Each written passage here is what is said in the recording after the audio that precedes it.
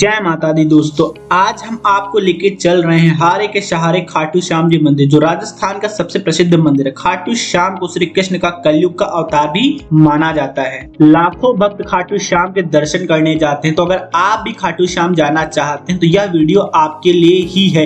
इस वीडियो में हम जानेंगे कैसे आप खाटू श्याम जा सकते हैं, खाटू श्याम में रुकने की क्या व्यवस्था है, खाटू श्याम में खाने पीने की क्या व्यवस्था है, खाटू श्याम में आपको कब जाना चाहिए, और अगर आप खाटू श्याम जा रहे हैं बाबा के दर्शन करने तो इसमें आपका कितना खर्च आएगा। और इस वीडियो के माध्यम से आप घर बैठे ही खाटू श्याम के दर्शन करने वाले हैं।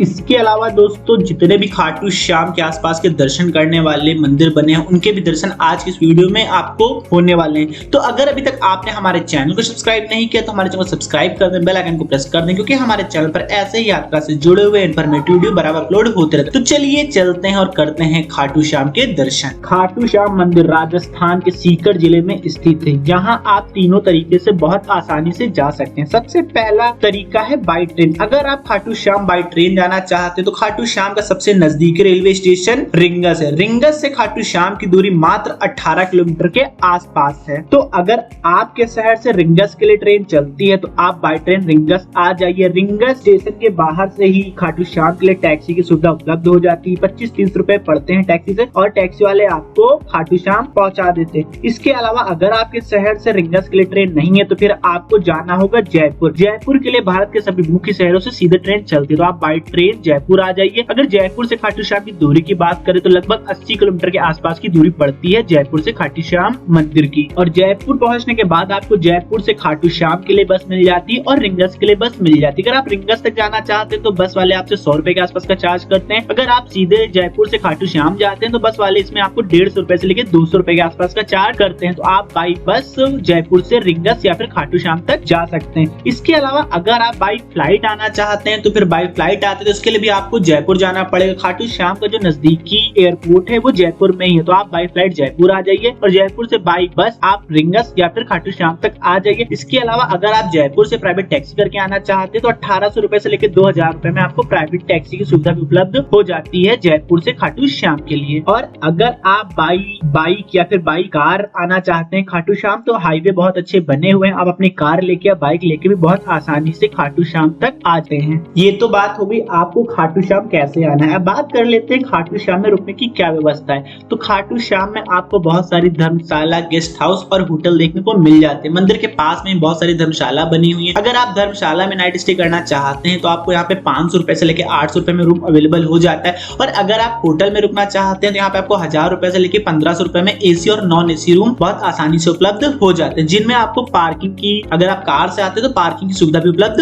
हो जाती है। तो दोस्तों, अभी हम लोग भी बाई कार पहुंच चुके हैं खाटू श्याम। अगर आप अपनी कार से आते हैं तो मंदिर से करीब 1 से 1.5 किलोमीटर पहले ही बहुत बड़ी पार्किंग बनी हुई है, और यहीं पे आप फ्रेश होने के लिए, नहाने के लिए बाथरूम की सुविधा भी उपलब्ध कराई जाती है। तो आप अपनी कार यहीं पार्क कर दीजिए। पार्क करने के बाद आप यहीं पे स्नान कर लीजिए, फ्रेश हो जाइए, और यहीं से आप सीधे चले जाइए खाटू श्याम मंदिर दर्शन करने। तो अभी हम लोगों ने भी यहीं पे अपनी गाड़ी पार्किंग में लगा दी। पार्किंग के चार्ज की बात करें तो यहाँ पे कार के लिए आपको 50 रुपए का चार्ज देना पड़ता है, और अगर आप अंदर फ्रेश होने जाते हैं, नहाने जाते हैं तो इसके लिए भी आपको 20 रुपए का चार्ज देना पड़ेगा। तो हम लोगों ने अपनी गाड़ी यहीं पे पार्क कर दी और यहीं पे नहा लिए। अब यहीं से चलते हैं मंदिर के दर्शन करने। आप जैसे ही मंदिर की तरफ बढ़ेंगे आप देखेंगे यहाँ पे बहुत से लोग, यहाँ पे खाटू श्याम मंदिर में ध्वजा चढ़ाई जाती है, और बहुत से भक्त इस ध्वजा में अपना नारियल बांध के भी ध्वजा चढ़ाने जाते। कहते हैं जिन भक्तों की मुराद पूरी हो जाती है वो ध्वजा के साथ नारियल लेके खाटू श्याम मंदिर में चढ़ाने जाते हैं। अगर खाटू श्याम में ध्वजा के रेट की बात करें तो यहाँ पे आपको ध्वजा 40 रुपए, 50 रुपए, 100 रुपए, 200 रुपए इन रेट पे उपलब्ध हो जाती है। तो अभी हम लोग आगे चल रहे हैं। जैसे आप खाटू श्याम मंदिर से थोड़ा पहले पहुंचेंगे तो यहीं पे एक बहुत ही बड़ा मुख्य द्वार बना हुआ है। यहीं पे बहुत से भक्त आते हैं, फोटो क्लिक करवाते हैं। यहाँ पे भी आप थोड़ी बहुत फोटो क्लिक करवा सकते हैं। अब हम लोग यहाँ से आगे चल रहे हैं। और दोस्तों, अगर आप कार लेके आए तो इस गेट से आगे आप अपनी कार लेके भी नहीं जा सकते हैं। तो अभी हम लोग आगे चले। खाटू श्याम मंदिर में चढ़ाने के लिए आपको इत्र और गुलाब का फूल लेना चाहिए। कहते हैं इत्र और गुलाब का फूल खाटू श्याम महाराज को बहुत ज्यादा पसंद है। सभी बस फूल ले लेते हैं या फिर इत्र लेते हैं। अभी हम लोग भी इत्र खरीद लेते हैं, फिर आगे चलते हैं खाटू श्याम के दर्शन करने। और दोस्तों, अगर यहाँ पे खाने पीने की बात करें तो पूरे रास्ते भर मंदिर तक बहुत सारे होटल और रेस्टोरेंट बने हुए जिनमें आप लंच, डिनर, ब्रेकफास्ट कर सकते हैं। और यहाँ पे आप देखेंगे कि बहुत सारे पेड़े की दुकानें भी हैं। खाटू श्याम का जो पेड़ा होता है बहुत ही मशहूर है, और बहुत से भक्त खाटू श्याम में प्रसाद में चढ़ाने चढ़ाने के लिए पेड़े भी खरीदते हैं। तो अगर आप पेड़े खरीदना चाहते हैं तो आप खाटू श्याम मंदिर में चढ़ाने के लिए आप पेड़े भी खरीद सकते हैं, लेकिन अंदर कोई भी प्रसाद नहीं लिया जाता है। तो दोस्तों, जब आप खाटू श्याम मंदिर जाते हैं तो खाटू श्याम मंदिर से पहले आपको कई सारे मंदिर के दर्शन होते हैं। सबसे पहले आपको इस बालाजी मंदिर के दर्शन हुए। यहाँ पे बजरंग बली की मूर्ति, यहाँ पे बजरंग बली के दर्शन करने के बाद अभी हम लोग आगे चले। आगे जाने के बाद हम लोग पहुंचेंगे प्राचीन श्री श्याम कुंड। यहाँ पे चिंताहरण गायत्री का मंदिर बना हुआ है। आप सभी भी यही गायत्री माँ के दर्शन करिए, फिर बालाजी के दर्शन करें। इसी मंदिर के अंदर में एक छोटा सा खाटू श्याम मंदिर भी बना हुआ है, तो खाटू श्याम मंदिर में जाके भी आप दर्शन कर लें। दर्शन करने के बाद आप जब पीछे वाले रास्ते से वापस आएंगे तो एक रास्ता खाटू श्याम का जो कुंड बना हुआ है इस कुंड को जाता है। तो अभी इस कुंड के अंदर हम लोग चल रहे हैं। इस कुंड के अंदर भी आपको एक दो पुजारी बैठे मिल जाएंगे और यहाँ पे छोटे छोटे शालिग्राम रखे हैं, आपको इनको दर्शन कर लेने। दर्शन करने के बाद आपको इस मंदिर से बाहर आ जाना है। इस मंदिर में दर्शन करने के बाद जब आप आगे थोड़ा सा जाएंगे, थोड़ी दूर पहुंचने के बाद यहाँ पे आपको फिर से एक प्राचीन श्याम कुंड मिलेगा। तो अभी हम लोग चल रहे हैं प्राचीन श्याम कुंड। इस कुंड के बारे में मान्यता है कि श्री खाटू श्याम का शीश जिस धरा के भाग से अवतरित हुआ था वो यही स्थान है, इसीलिए इसका नाम श्याम कुंड पड़ा। और ऐसा माना जाता है इस कुंड में जो श्याम भक्त सच्चे मन से डुबकी लगाता है वो अपनी बुराइयों को दूर करके अच्छे शरीर का धनी हो जाता है। हम लोगों के पास समय कम था, इस वजह से हम लोग इस कुंड में स्नान नहीं कर पाए, लेकिन अगर आप खाटू श्याम आ रहे हैं, आपके पास समय, तो आपको इस कुंड में स्नान जरूर करना चाहिए, क्योंकि यह जो कुंड है बहुत ही अच्छा बना हुआ है। और यह कुंड आप देखेंगे यह सीधे सीढ़ियों के थ्रू आपको नीचे जाना, और कुंड देखेंगे जिसमें पानी बहुत ही छोटा कुंड है, लेकिन कुंड का जो व्यास है बहुत ही बड़ा है। तो अभी हम लोग यहाँ से आगे चल रहे हैं और करीब 10 मिनट पैदल चलने के बाद अभी हम लोग पहुंच चुके हैं खाटू श्याम मंदिर दर्शन करने के लिए। यहाँ पे बहुत ही ज्यादा लंबी लाइन लगती है। आप देख रहे हैं कि अभी यहाँ लाइन कितनी लंबी लगी हुई है, लेकिन अभी यहाँ से मंदिर नहीं दिख रहा है। तो हम लोग भी लाइन में लगते हैं और चल के खाटू श्याम के दर्शन करते हैं। तो दोस्तों, जब तक हम लोग लाइन में लगे हैं तब तक आपको खाटू श्याम के बारे में थोड़ी सी जानकारी दे देते हैं कि आखिर खाटू श्याम कौन थे और इनका नाम खाटू श्याम क्यों पड़ा। खाटू श्याम जी का नाम महाभारत से जुड़ा है। महाभारत में भीम के पुत्र घटोत्कच और घटोत्कच के पुत्र बार्बरीक थे। बार्बरीक दुनिया के सर्वश्रेष्ठ धनुर्धर थे। इनके ऊपर सिर्फ एक ही धनुर्धर हुआ तक, वो थे राम भगवान।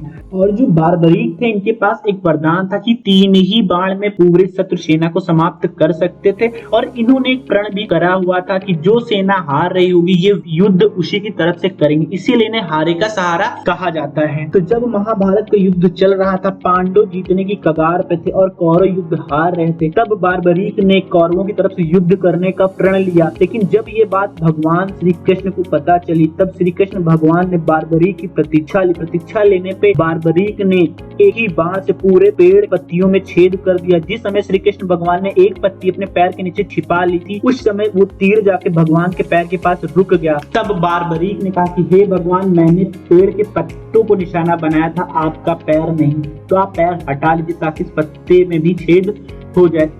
तब भगवान श्री कृष्ण को चिंता हुई। तब श्री कृष्ण भगवान दूसरे दिन ब्राह्मण भेष में बार्बरीक के पास पहुंचे और भेंट स्वरूप उनका सिर मांग लिया। तब बार्बरीक ने स्वेच्छा से अपना सिर भगवान श्री कृष्ण को दान कर दिया। तब भगवान श्री कृष्ण ने बार्बरीक को वरदान दिया कि कलयुग में तुम मेरे नाम से जाने जाओगे, इसीलिए आज बार्बरीक को खाटू श्याम के नाम से पूजा जाता है। और जिस स्थान पे कृष्ण भगवान ने बार्बरीक का सर रखा था उस जगह का नाम खाटू है, इसीलिए इस जगह का नाम खाटू श्याम पड़ा। और इसीलिए इन्हें हारे का सहारा खाटू श्याम कहा जाता है, क्योंकि इनका प्रण था ये हारने वाले की तरफ से ही हमेशा खड़े होते थे। तो दोस्तों, सभी भक्त कमेंट में खाटू श्याम के जयकारे जरूर लगाते हैं। तो करीब 1 घंटे बाद अब हम लोग भी मंदिर के अंदर पहुंच चुके हैं और ये जो आप सफेद कलर में मंदिर देख रहे हैं यही वह जगह है जहां विराजमान है खाटू श्याम।